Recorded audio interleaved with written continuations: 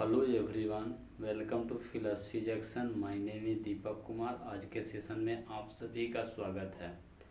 आज के सेशन में हम लोग भारतीय नीति शास्त्र के अंतर्गत पुरुषार्थ, श्रेयस और प्रेयस को पढ़ेंगे।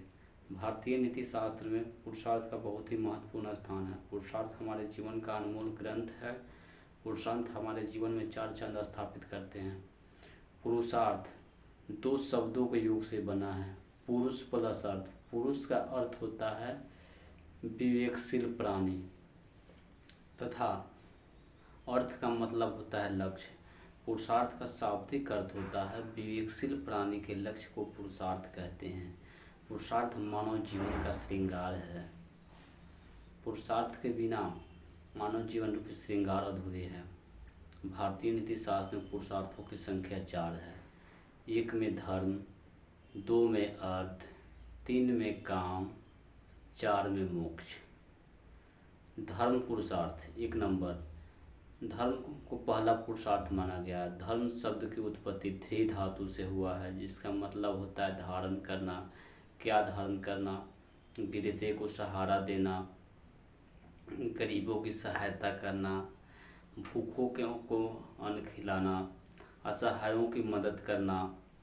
धर्म हमें सिखाता है कि धर्म के नज़रिया में सब कोई एक ही प्रजा के समान है, एक ही प्रजा के संतान हैं। उनके साथ कोई भेदभाव, पक्षपात नहीं करना चाहिए। धर्म हमें सहनशीलता सिखाता है। धर्म हमें जोड़ता है, तोड़ता नहीं।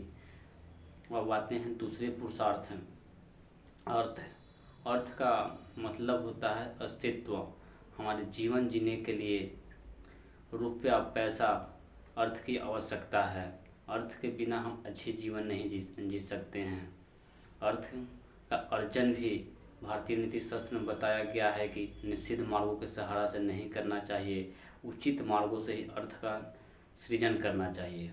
अर्थ के बिना मानव एक पशु के समान है। अर्थ के अभाव में मनुष्य सामाजिक मान मर्यादा, पारिवारिक मान मर्यादाओं को नहीं प्राप्त कर सकता है। अर्थ हमारे जीवन में के लिए बहुत ही अनमोल एक ग्रंथ के समान है।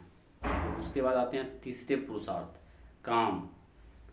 काम शब्द की उत्पत्ति क्री धातु से हुआ है, जिसका मतलब होता है करना। हम जो भी सारी एक्टिविटी करते हैं वो काम के अंतर्गत आते हैं, जैसे हंसना, रोना, गाना, खाना, पीना, खेलना आदि। जो भी सारी एक्टिविटियां हम करते हैं वो सब काम के अंतर्गत आते हैं। काम हमारे लिए बहुत ही महत्वपूर्ण पुरुषार्थ है। काम के बिना हम एक पल जी नहीं सकते हैं कि कोई भी मनुष्य बिना काम किए एक पल जीवित नहीं रह सकता है। काम हमारे लिए बहुत ही महत्वपूर्ण पुरुषार्थ है। उसके बाद आते हैं चतुर्थ पुरुषार्थ, मोक्ष। मोक्ष को निर्वाण, जिसको पाली में निवान कहा गया है। उसके बाद मोक्ष को अपवर्ग कहा गया है। मोक्ष संसारिक बंधनों से मुक्ति का मार्ग है। हम लोग बंधन में पड़े रहते हैं।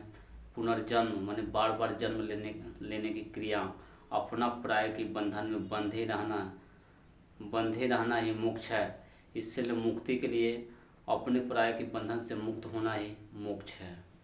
मोक्ष को चतुर्थ पुरुषार्थ कहा गया। मोक्ष बहुत ही हमारे जीवन के लिए महत्वपूर्ण पुरुषार्थ है।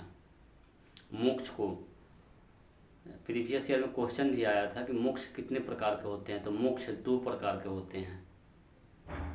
एक होता है जीवन मुक्ति और विदेह मुक्ति। जीवन मुक्ति जो हम इसी जीवन में दैनिक कार्यकाल को करते हुए प्राप्त कर सकते हैं। विदेह मुक्ति माने अगले जन्म में उस जन्म प्राप्त कर सकते हैं। जीवन मुक्ति और विदेह मुक्ति को कौन कौन मानते हैं? जो प्रीवियस ईयर में इस पर क्वेश्चन भी आए हुए थे, तो जीवन मुक्ति और विदेह मुक्ति को शंकर और बौद्ध ही मानते हैं। उसके बाद हम लोग आते हैं श्रेयस की तरफ। श्रेयस का मतलब होता है सर्वश्रेष्ठ। जो सबसे सर्वश्रेष्ठ हो वही श्रेयस है, जिसका वर्णन उपनिषद में किया गया है। श्रेयस ईश्वर प्राप्ति का मार्ग है, जो मुझे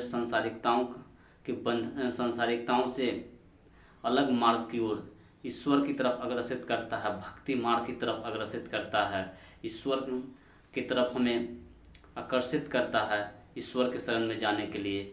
इस श्रेयस पुरुषार्थ श्रेयस का बहुत ही महत्वपूर्ण स्थान है।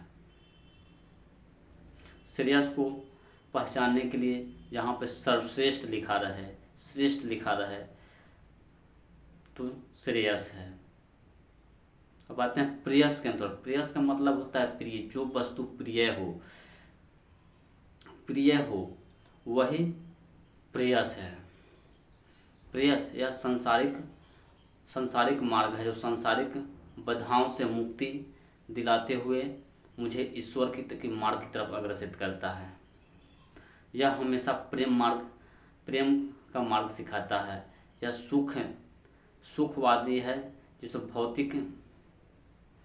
भौतिक सुख भोग विलास की सारी कार्यकलापों को मुझे संदेशित करता है। अगर आपको वीडियो अच्छा लगे तो लाइक, सब्सक्राइब और कमेंट करना ना भूलें। Thank you watching for video.